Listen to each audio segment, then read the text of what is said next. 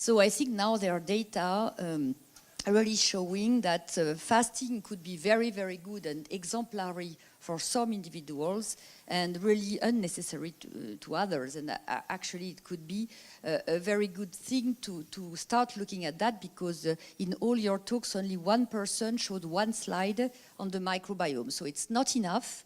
And I think you need to add this component to your reasoning. And this will really presumably improve very much as a biomarker.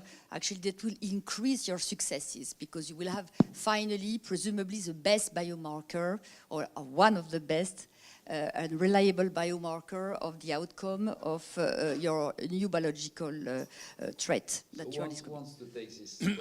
I'll start.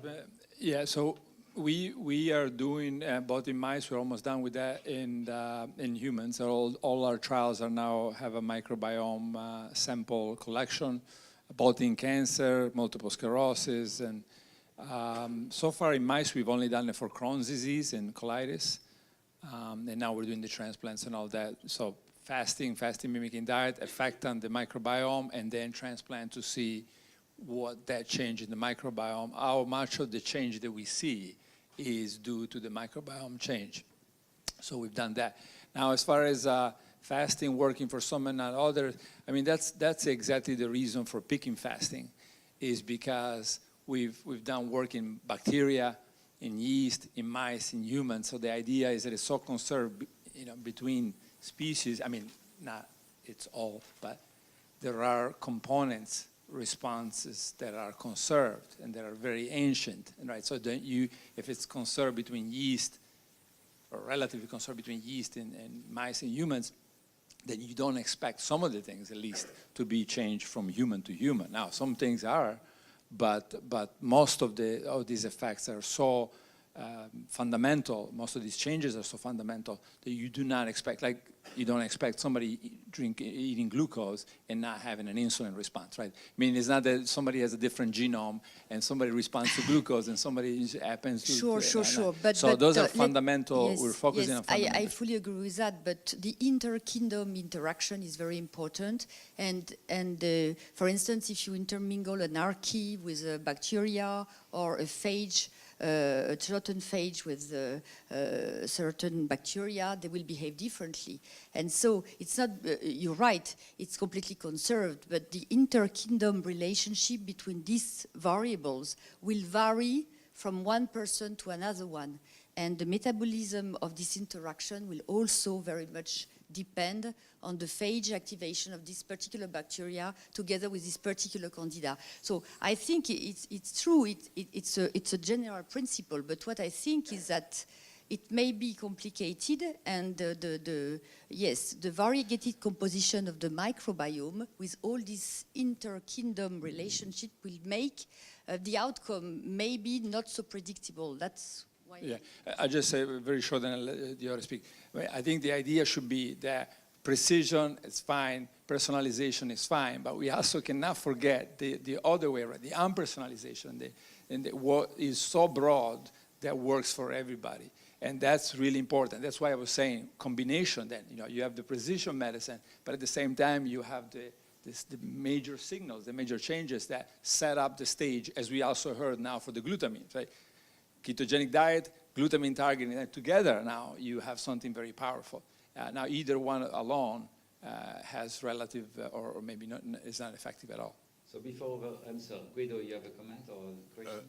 No, I have another question. So Laurent has been insisting on the microbiome. I will insist on the immune system. So some of you presented miraculous solutions for cancer treatment, and few of you among you have actually included in the reasoning that you have been using the notion that usually cancer treatments work beyond treatment discontinuation because they induce an anti-cancer immune response. And Valter, he has understood that notion, so he is now also incorporating the idea that the interaction between the immunosurveillance system and the cancer cells is determining for the long-term outcome of therapies. So I have a question for you specifically. You mentioned glucocorticoids, which of course are enormously immunosuppressive. Did you consider the possibility that they are doing bad things for chemotherapeutic outcome because they are also immunosuppressive? To tell you the truth, not because we add insulin, but yeah, could insulin have insulin at least in the protection results? So could insulin also modulate the immune system to have these results as possible? Be very, very surprising, but that's maybe something to keep in mind. So Thomas, did you look at what the immune system was doing with your system? Is there any change in the immune system? Yeah, it's a very, very important question, because if you kill cancer cells in large numbers, somebody has to come in and pick up the corpses, and that's the immune system, because if you don't, you get infection. So you have to do this gradually, because if you do it too fast, you get tumor lysis syndrome, patients die, you know this. So it has to be gradual and allows the normal immune system to do its job in picking up the bodies and recirculating the energy metabolites to other cells. That's the way I look at it. So what about Ernest? Yeah, no, we are actually on that side. So yes, all of our patients are on tumor lysis protocol, which means they just drink a lot. That prevents hydroxyapatite, which is like an indissoluble like little stone to form in the kidneys and cause acute tubular necrosis. But in our case, 400 billion T cells, they go somewhere. They actually become tissue resident. They're actually Scotch guarding the tissue from any relapse. And so I think if you do not start with chemo and radiation and heavy immune suppression, then you have the best basis for a lasting turnaround. If you then add a ketogenic diet, and most human cultures have evolved with fasting as part of a cultural, religious pattern which we somehow got out of touch with, might have had good reasons. But I think we're hearing here the components to combine to have acute interventions and long-term interventions. Also, just to build on that, I think that this very discussion point illustrates the problem in doing clinical studies in this field, because in most cases the institutional review boards would like to see trials that are designed once patients have already failed conventional therapies, which is common in oncology, in which case you've destroyed the immune system, you've given corticosteroids, you've actually altered the microenvironment, there's been antibiotics, your microbiomes change, and they're eating hospital food, which isn't good for you either. And so now you're going to try to do something, some set of interventions to try that. So what I think we've heard today are some of the early important ground-setting clinical efforts to build on, but there's still fundamentally the study design issue that needs to be looked at.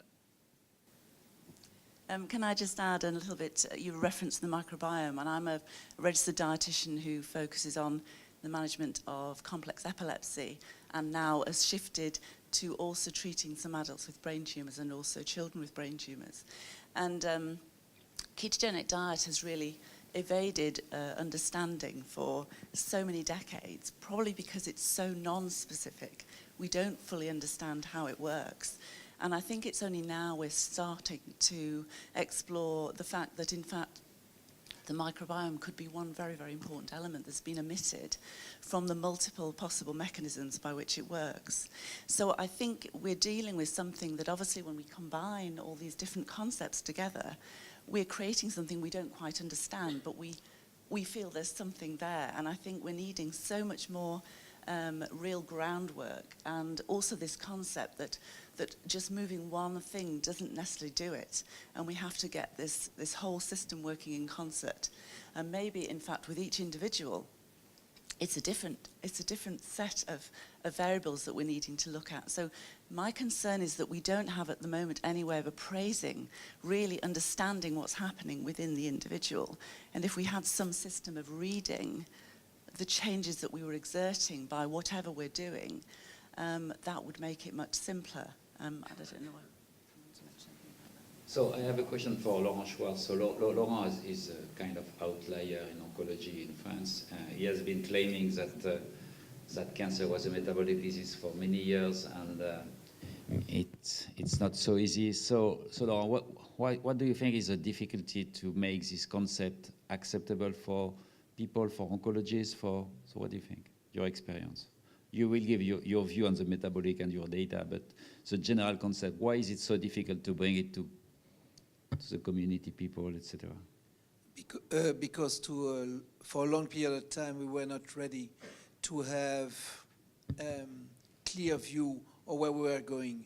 If we listen to the different talks that we have heard today, we all are touching something important, but we need a common view between all these different talks. And I think we're about there now, and that's what I'm going to talk about in a few minutes. Oh, certainly. I mean, that's certainly the goal of this day, and to go to something which is going to integrate everything. So anyone who is skeptical about, we have some people interested in nutrition and cancer who are in the room, and probably when my nutritionist, we speak about fasting, they are not very happy about that. So any comment here, question here? You've talked a lot about the ketogenic diet, and I wondered if there was any research on using whole plants food or even raw vegan diets as a way to combat cancer and prevent it as well. Thank you. Well, I have some experience with that, having visited the Hippocrates Health Institute in Florida, where they eat only raw vegetables. And there were some very significant responses on the part of some of those patients. It's kind of a calorie restricted because you can't, we didn't evolve like farm animals to be chewing on vegetables all day long.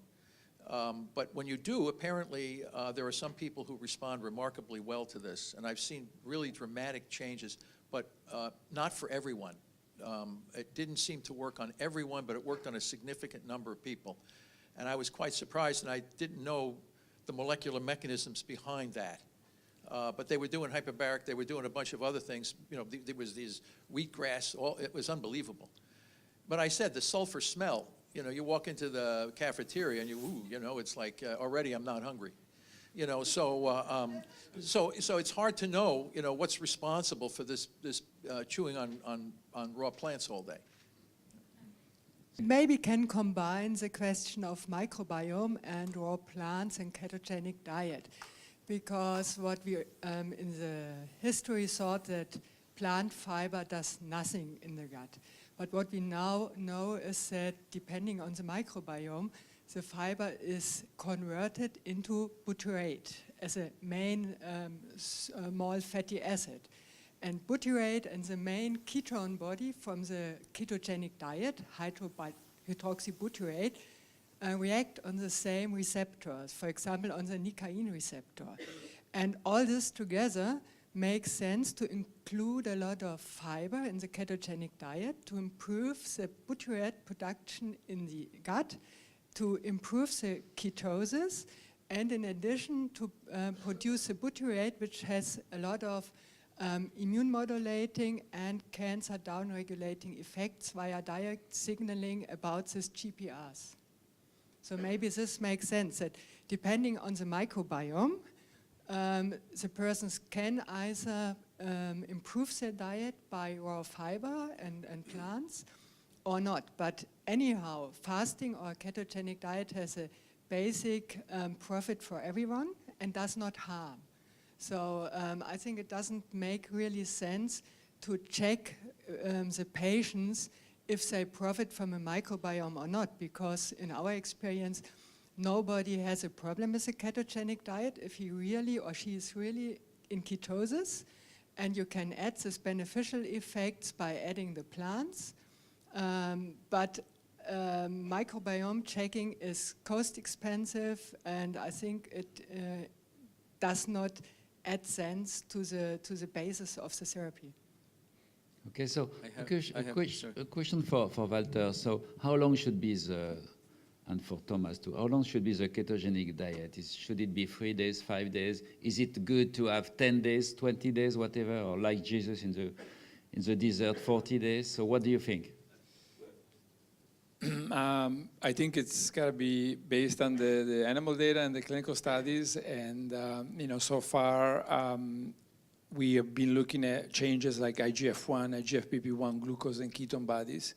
And we look at a certain degree of change is a minimum that should occur. And in patients, but then you also look at the reality of what it means to put patients on a different diet. And so, you know, with David Quinn and talking to many other oncologists, we came up with 4 days as something that is a very good compromise. So combination of chemo and the 4 days of the fasting mimicking diet, low calorie, which of course causes ketogenesis. Now, it can be very different for different type of therapies. So now we're going to combine it, for example, with immunotherapy. And in that case, we might go with a higher calorie intake because there's no chemo for 5 days or maybe even longer. The question is, what is the effect on the immune system? As you fast, the white blood cell number goes down. In mice, it goes dramatically down. In people, it goes down. And so the question is that an immunosuppression or depression? And could that actually have the opposite effect, right? So this is also going back to the raw diet, you know. So it's a very complex fight, right? And at some point, you start affecting negatively the immune system, and then you could get the opposite effect. I have a comment here. So Yes. We noted that, particularly for ladies, the idea of starting breakfast with bacon strip dripping in fat and having a steak to that is just not appealing. So we are having, and that's our philanthropy side, something which we decided to put an easy name on it. So it's called a nofeardiet.com, where we send to patients pulverized, all vegan, as close to raw powders, which bring a ketogenic diet component out. Now, if you just took only the base, you would just probably lose a pound a day as a diet. But now we're adding back in, and it's actually for plants, for somebody who's really vegan, relatively expensive to have a well-balanced plant protein. So like 600 grams cost about 64 pounds on sourcing it in small batches. So we're getting bulk so that patients can afford it and bring the insurance back on. So we would use it as a 3-component system. I said, how much do we need? What does the physician decide without becoming a diet expert? Saying, well, do we want to have, how much protein do we need? Do we have a cachectic patient? We take patients which have lost 70 pounds of weight, we turn them around medically. Now they have to survive on the long run. We saw both the group which went into myocardial infarction, which didn't change the diet, and we saw those which actually died of cachexia. So we have like 3 or 4 components a physician can easily write, and with a good nutritionist it can be further tuned. But at least this approach of the nofeardiet.com is wherever somebody is, let's say it's a single person, since Facebook I believe we have 0.8 friends, right? So it's very hard to be on opiates, to have a complicated therapy and live out in the boonies and getting 34 different components of superfoods together. So we just wanted to make it easier, and yes, there is now an all-vegan variant of this as a base, so people can then adjust it, and I hope that helps some people to have better compliance. So I heard compliance was an issue. A last question before the organic break. Actually, I'm a pharmacist, so I see patients all day long, and I see also patients that some of them are using this kind of diets, and we also see patients that are doing different kind of diets, different long time, as you mentioned before.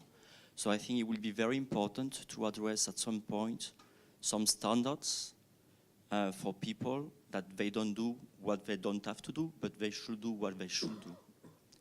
So as well as what they have to eat, and also the time, and when it is benefic or not benefic, depending on the therapy. You were mentioning maybe some differences between chemo and immunotherapies, for example. There is an assumption that the ketogenic diet, people don't want to do it, they can't do it. But in fact, we've been managing people with epilepsy for decades on ketogenic therapy. And it is not that. It needs support. And I think this is where the gap is. It's not necessarily that people can't do it. They're not adequately supported to understand how you can do it. And that's where there's a massive gap. So you're mentioning, yes, maybe this is where the gap is. You're being asked questions. And so I don't see it as, and the patients that I'm managing, they will do it for years. And that is a big question for me, because I don't want people to have to do this for any longer than they have to. But we don't know. We don't know enough about the mechanisms and how it's functioning. And so people also readily feel better on their ketogenic diet. And that's another thing that we tend to ignore. People are actually feeling better in themselves, they have more energy. They maybe have symptoms that have abated. And so you can't say to them, excuse me, I think maybe you should stop now. They say, well, I'm actually feeling okay. I'm feeling better than I did before. So we need to understand. We need to understand why. So I think Jean-Jacques can give a short word because he's an example of that. So Jean-Jacques. Yeah, what an important topic here. It's this is why when I started this, my first idea, my primary idea, is to really get the patient elevated in the middle of this. And what Ernest has been saying, what William has been exposing, what Valter's been exposing, and Tom, it's the main thing is to be able to make something absolutely easy for the patient to take, and to take the fight into its own hands, being helped by the clinicians. As you're saying, ketogenic is probably a very effective way to treat some of the cancers early stage, but the thing is, patients have to be monitored. There's no way that a patient can go ketogenic without being monitored. But then, if you get something much easier, like William Lee's promoting, like Ernest is promoting, that is something totally different. That is something non-toxic, where most of conditions actually can take. And it's easy for a patient to have a little bit of information, to be given a little bit of information, and then take it day by day on its own, and then maybe have a talk once in a while with his physician. But it's got to be something that the patient is given, easy to go for, and at the same time, we know, and I know for a fact, as a matter of fact, you know, since Bernard asked me about 1.5 years ago to come and speak in front of many patients about what I've had put in place, which is what I've studied from each one of them. And I've been following more than 100 people, maybe 150, 160, we stopped counting. But this isn't me, this isn't my job. I was just here to help people because of what I've gone through and what I've learned. But what you guys are saying is really important, and it is about making something available for patients to be effective and easy to use. I just want to comment a little bit, because I think the danger is that this is starting to be like words, you know, like ketogenic diet. It doesn't mean anything. I mean, there is a million different ways of doing it. So I think it's really important to, have the mechanisms. For example, if the ketogenic diet is high protein, that will affect IGF-1. We've shown that it can almost take out at least 50% of the effect, right? And also, I think when you look worldwide, we really need to standardize. It has to be done in a way that is very precise. It's got all the mouse data. It's got the clinical randomized trial. And so there's a whole thing built up on it, rather than say, let's just tell patient do a ketogenic diet, because I've seen that done, and what happens is you get as much good as you get bad, right? So people get on a long-term ketogenic diet, which is not clear what it is, and they're going to start losing weight, and they're going to eventually abandon it, et cetera, et cetera. Now, some patients can benefit greatly, but you see always the good, you don't see the bad, right? So the ones that didn't benefit and they have died, you don't talk about, right? So I think it's really important that we don't do that, and we stop using these words like ketogenic diet or calorie restriction. What does it mean? You know, calorie restriction means everything. You know, it's like if you restrict a little bit protein, that's calorie restriction. It's dietary restriction, right? So I think it's important to go to very precise methods that is animal-based, going into the clinic, and that we talk about number of days, exact composition, and that's the only thing should be used, because if we don't do that, it's going to be a disaster, and it's going to create more problems. So that's what we're going to try to do this afternoon. Thomas, one word. Okay, just what he raises is an important question. What we don't have yet is a battery of biomarkers to assess the patient who is in compliance versus the ones who are not in compliance. So right now we need those biomarkers so that you actually know whether a person is in this zone with the IGF. But we developed the glucose ketone index calculator as one way to do this. But I think it'll develop more as we go through. But we need the biomarkers to determine why one fails and why one doesn't.